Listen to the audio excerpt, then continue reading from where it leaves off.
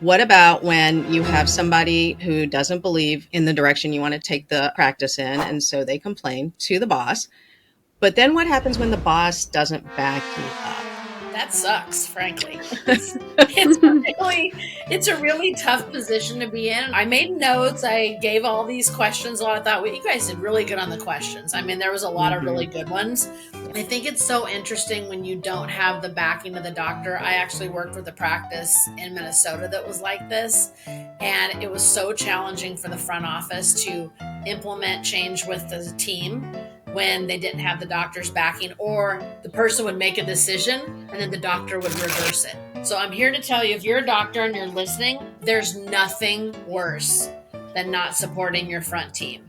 If you don't agree with something that, let's say I'm the office manager, if you don't agree with something that I've laid down for the team, or a protocol or a vision, two things. One, we're not on the same page.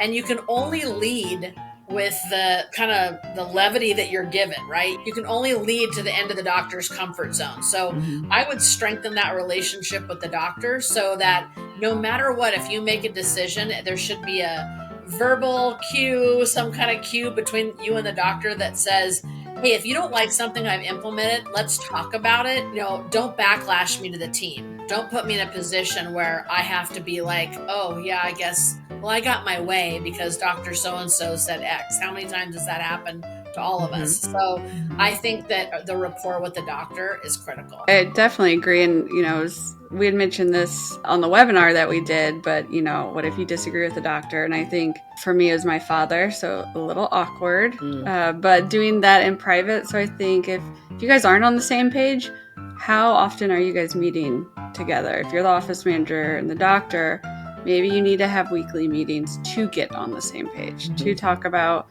what goals do we want to hit. And I'm all for, because my father would get amnesia. We would agree on something, and the next day, I swear, he forgot. He's like, the conversation never happened. And he would go off that we're working on something else. So I think it's getting it in writing and almost having like a goal board or a decision board on what are we working on. Love that. That the doctor can sign off on it, and then it can be clear to the team that here are the areas that we're improving, or here are the areas that we're growing on. Would you like to hear more? Follow the link for the full episode.